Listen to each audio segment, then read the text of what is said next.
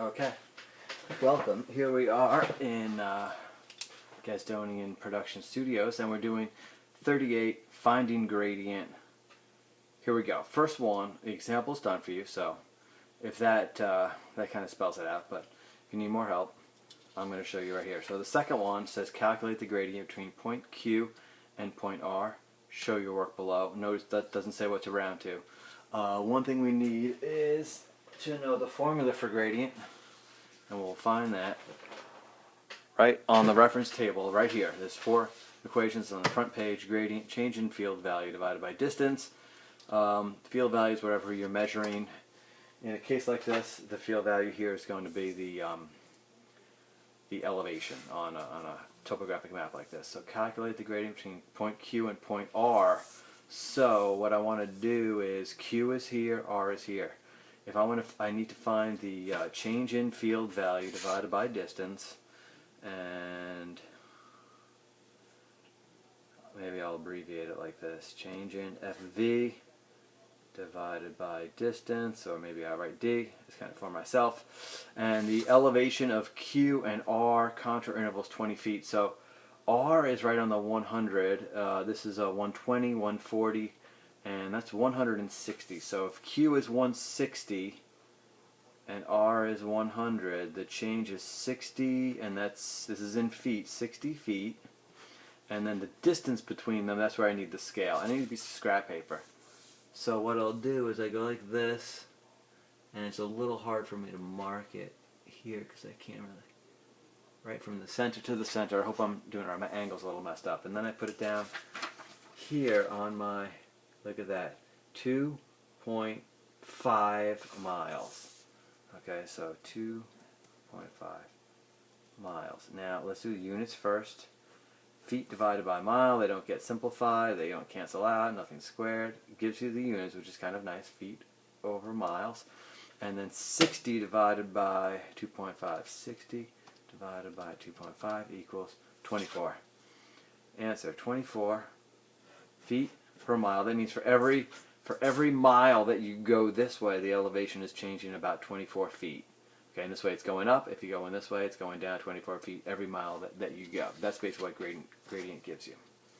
All right, that's question 2. Number 3 has this map, and you can see, now this is in kilometers, this is in elevations in meters now, so this is the metric system, so be careful. Calculate the gradient between C and D below. C and D, show your work below. All right, if I change, and I'm going to abbreviate this is for myself to help me, between C and D. So these go by 20 meters, so D is at 600, C, we got to figure out we're going uphill, that's 700, so that's 620, 640, so C 640, D 600, 640 minus 600, and that's in meters, gives us 40 meters divided by the distance. Again, I need some scrap paper. Okay, I need some scrap paper, and I will go like this. Put it right up there. And again, my angle is kind of weird because I can't get my head right in there. C and D, go like this. I put it up to the scale right here. This is going to give us distance. Look at that. It's 4.5 miles. So now that's, oh, I'm sorry, 4.5, but not miles, kilometers. Kilometers. Therefore, let's do the units first. Separate them out. Meters divided by kilometers. Now, that will just, they don't cancel out or become squared or anything like that, or simplify, whatever. So it gives me meters over kilometers, and 40 divided by 4.5 equals, oh, look at that. I made a mistake. That's not 5. That's not 4.5. Look, I made a mistake. This may be a common mistake you make. Sorry about that. I'm going to just cross this out. That's 40 divided by 5 kilometers. Sorry.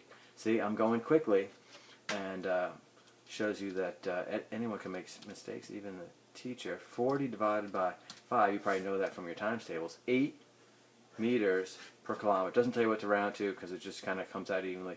8 meters per kilometer. The number 4, calculate the gradient between M and N. Show your work below. Now this is saying express your answer to the nearest tenth. Tenth, 1 decimal place. Here we go. M and N. You could do the same thing. Change in field value divided by distance. That's a D. Equals M and N. So they're right here. N is 600. Maybe I'll write that down. 600 kilometers. And they go by 20. 620, 640, 660, 680. Okay. And that's 680. So I actually have to subtract them the other way. 680 minus 600 is 80 meters change. And what's the distance between them? I bet it's going to be a higher gradient because look how close the lines are. That's just something good to think about. M and N go like this, and you go there, and put it down over here. Okay, and that is, now I gotta know my scale here, that's 3. 80 divided by 3 kilometers. My units will be the same thing, meters over kilometer. 80 divided by 3 is 2.66666. Now, sorry, 2.6666 repeating, and I want to the nearest tenth, so I'm entering this number. I look at the number next to it, that 6 will make it go up, so my answer will be 26.7 meters over kilometer. That's my answer for that one. Okay, let's go on to the next one.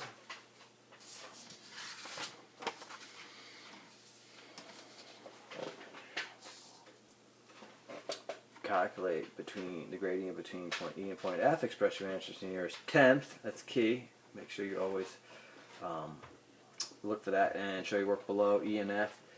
Change in field value divided by distance. E and F. E is, well, this is the ocean. So, and they go by 20 feet. So this is the ocean. You got to realize this is 0. That's sea level. That's 100. So E is at 20 feet. F is at 100 feet. 100 minus 20, that's 80 feet is the change. 80 feet. And then the distance, I need scrap paper again. I need scrap paper, and I need to mark it like this, and mark it like that. And I will, that is, so now these go by 0.5. I don't want to make that same mistake again. These go by 3, 3.5, 4, so that should be 3.5, and this is miles. 3.5 miles. Do the units first. It gives us just feet over miles. Can't simplify any more than that. Carry that over. And then 80 divided by 3.5. 80.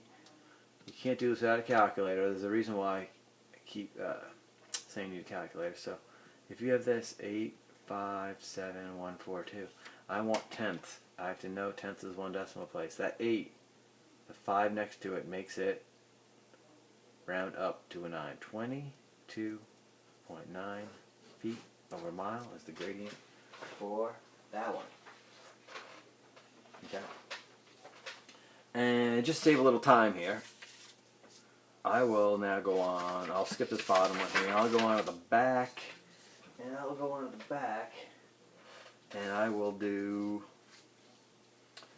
this one, 7. So here's a map here. Always contour interval, 10 feet. Look at these, 0.1, 0.2, 0.3 miles. Calculate the gradient between point S and point T. Show your work below. Change in field value divided by distance. And let me see, so S. Hey, look at this. S is 100 feet. And then T doesn't really say, but you see this is 50, so it's going down and it counts by tens. Therefore, so this is 50, 60, 70, 80, 90, 100. So T is at 70, S is at 100. 100 minus 70 feet gives you 30 feet is my change in field value. And then the distance between them, scrap paper again, marking carefully. And then I want to go here. What's this going to be? That's 0.2 miles. 0.2 miles. 0.2 miles. Okay. And let's do the units first. Feet over mile. Get in the habit of doing that. 30 divided by 0.2. I can tell you what it's not. 30 divided by 0.2. Not 15. I see a lot of kids get that wrong. 30 divided by 0.2 is 150. 150 feet. For every mile that you go this way, it goes up by 150 feet. That's because the scale here is really low. But that's part of the reason why that number is really high compared to the ones we've seen. But so I hope that helps. But grading is definitely something that you're going to need to know. And be ready for it. Be prepared. You have the formula, have a calculator, know how to round, know the units. And if you do that, you'll be able to solve this for any map and you'll be in good shape. Mr. Gaddis signing off.